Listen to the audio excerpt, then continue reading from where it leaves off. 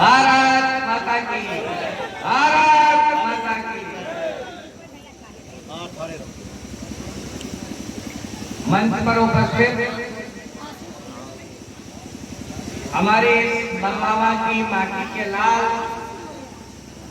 उत्तर प्रदेश के यशस्वी कर्मठ ऊर्जावान उप मुख्यमंत्री परम आदरणीय बड़े भाई ब्रजेश पाठक जी,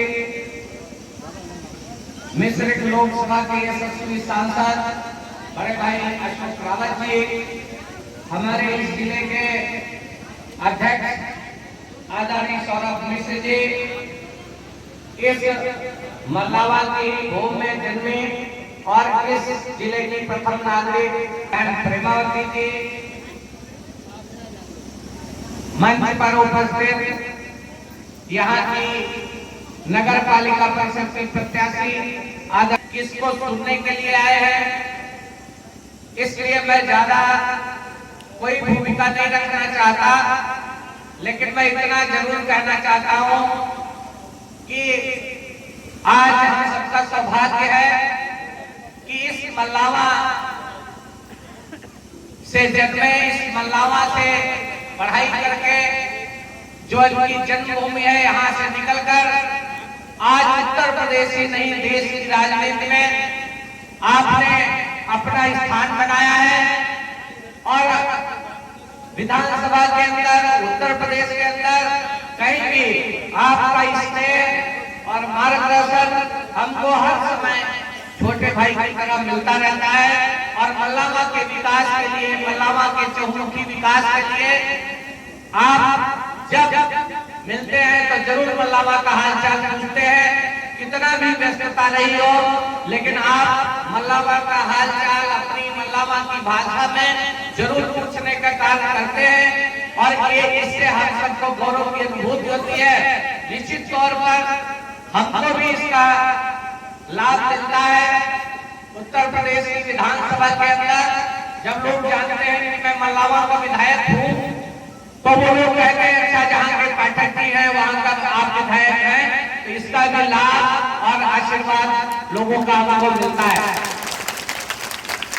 निश्चित तौर पर आप विश्वास नहीं मानेंगे कि आदरणीय पाठक जी का कर्नाटक में विधानसभा चुनाव में पार्टी के द्वारा उनका ड्यूटी लगाई रखी है और वो कर्नाटक के पिछले 2 दिन से थे, लेकिन जब ये हुआ कि मल्लावा की प्रत्याशी की बहुत इच्छा है, मल्लावा नगर वासियों की इच्छा है कि एक बार ब्रजेश भैया को जरूर मल्लावा में बुलाइए, क्योंकि नगर पालिका चुनाव है और ये उनकी कर्मभूमि है, इसलिए उनके बिना काम नहीं बनेगा। लोग कहते थे, प्रत्याशी ने भी कहा, हमने भी कहा, हमने बात किया कि भाई मल्लावा के लोग आपके बिना कोई मार्गदर्शन नहीं सुनना चाहते हैं, लेना चाहते हैं, तो हमने आग्रह किया, प्रत्याशी ने भी आग्रह किया, तो आप विश्वास मानो कर्नाटक का दौरा छोड़ के कहे कि मल्लावा जरूर जाऊंगा,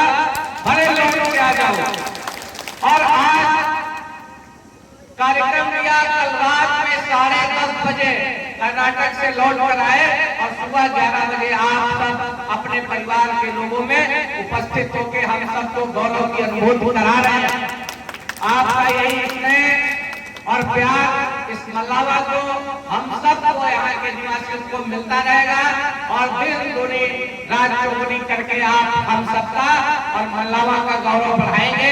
ऐसे विश्वास के साथ मैं जानता हूं कि आप सब लोग उन्हीं को सुनना चाहते हैं, इसलिए मैं अब ज्यादा बात न कहकर इन लाइनों के साथ आपको आमंत्रित करता हूं कि ये बात सच है कि पत्थर पिघल नहीं सकते, ये बात सच है कि पत्थर पिघल नहीं सकते, किस्मत में जो लिखा है उसे बदल नहीं सकते, ये बात सच है कि पत्थर पिघल नहीं सकते, किस्मत में जो लिखा है उसे बदल नहीं सकते, लेकिन इंकलाब की गर्मी है हमारे सीने में, हम आग पर भी चलेंगे तो जल नहीं सकते। ऐसे आदरणीय ब्रजेश पाठक का आह्वान करता हूँ कि अपने इस परिवार के लिए, अपने इस मल्लावा की जिनके लिए ये जन्मी जन्मभूमि स्वर्गागत नगरी समान जन्मभूमि होती है, उस पर आपका पदार्पण हम सबको गौरव की अनुभूति करा रहा है। मैं संचालक महोदय से निवेदन करूंगा कि आदरणीय अध्यक्ष को आमंत्रित। वरिष्ठ और सीनियर उत्तर प्रदेश सरकार के उप मुख्यमंत्री मल्लावा की धरती पर मैं आमंत्रित करता हूँ आदरणीय।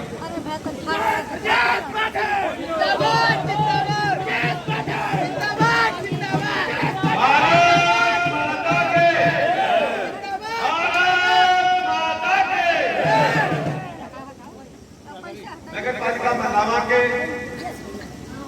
चुनाव में आयोजित इस जनसभा में हमारे बीच में उपस्थित है भारतीय जनता पार्टी के यशस्वी जिलाध्यक्ष आदरणीय सौरभ मिश्रा जी, माननीय सांसद हमारे छोटे भाई आदरणीय अशोक रावत जी, यहाँ के लोकप्रिय विधायक हमारे छोटे भाई आदरणीय आशीष सिंह आसू जी, जिला पंचायत के अध्यक्ष आदरणीय प्रेमा मणि जी, क्षेत्रीय महामंत्री अवध क्षेत्र आदरणीय पीके वर्मा जी, सदस्य प्रदेश संचालक कर रहे अशोक कुमार सिंह जी, भारतीय जनता पार्टी के वरिष्ठ नेता आदरणीय अभय शंकर शुक्ला जी, मल्लावा की लोकप्रिय प्रत्याशी आदरणीय सुशीला देवी जी, बेलग्राम के लोकप्रिय प्रत्याशी आदरणीय अनिल राठौर जी, माधवगंज के लोकप्रिय प्रत्याशी आदरणीय महेश्वरी जी, कुर्सर नगर पंचायत के लोकप्रिय प्रत्याशी आदरणीय कल्पना देवी जी,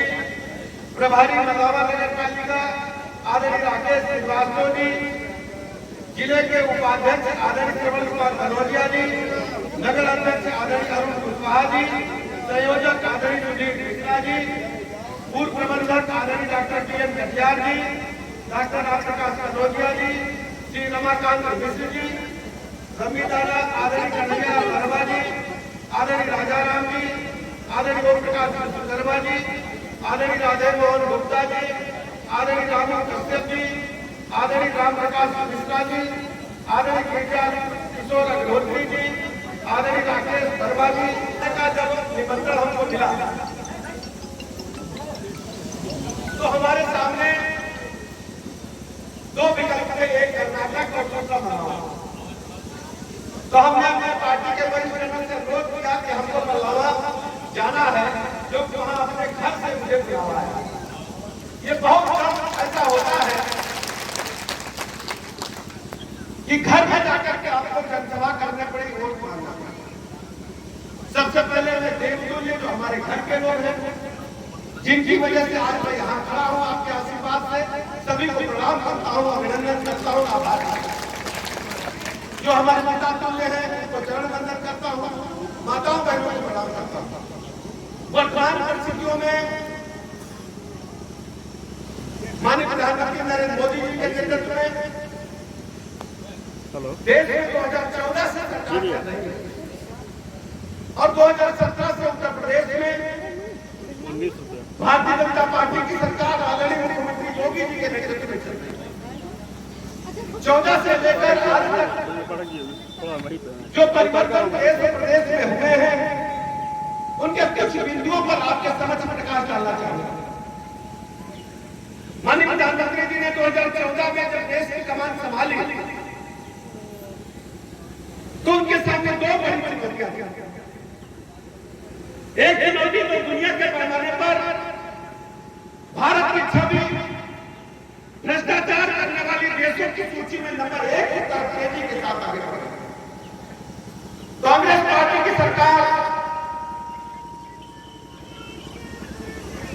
जो यूपीए के गठबंधन की सरकार कही जाती थी, लगातार भ्रष्टाचार का भ्रष्टाचार हो रहे हैं। चाहे कोयला घोटाला हो, चाहे सेना के बड़े भवनों में घोटाला हो, चाहे ड्यूटी इंस्पेक्टर का घोटाला हो, चाहे कॉमनवेल्थ खेलों में घोटाला हो, उनके ढेर सारे मंत्री जेल में बंद किए गए थे। दूसरी तरफ पंडित दीनदयाल उपाध्याय की सोच को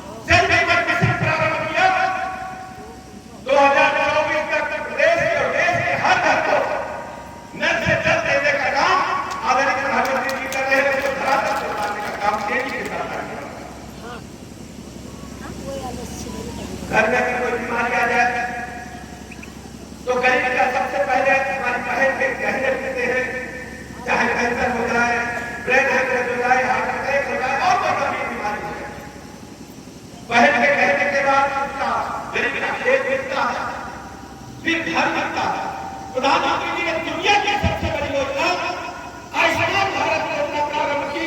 5 लाख तक का निःशुल्क इलाज देश के हर नागरिक को देने का काम आदरणीय प्रधानमंत्री नरेंद्र मोदी। माताएं बहनें अभी गांव में पहले रहे, अपने अम्मा को हम देखते थे बरसात के दिनों में चूल्हे पर खाना बनाते हुए, हजारों सिगरेट का धुआं उनके पेटों में जाता था। प्रधानमंत्री जी ने तय किया देश की हर जरूरतमंद महिला को हम निःशुल्क गैस कनेक्शन देकर उज्ज्वला गैस योजना के माध्यम से एक गरीब महिला को गैस कनेक्शन देने का काम आदरणीय प्रधानमंत्री जी ने किया। जब कोरोना महामारी का काल आया, पूरी दुनिया में आज हम लोग बगैर मास्क के बैठे, चाइना में आज भी हाहाकार। इसका कारण है कि सबको वैक्सीन लग चुकी है। चाइना की वैक्सीन चाइना के प्रोडक्ट की तरह साबित हुई। जैसे चाइना का माल खरीद कर लाने कुछ महीनों में बेकार हो जाता है, चाइना में आज भी हाहाकार मचा हुआ है।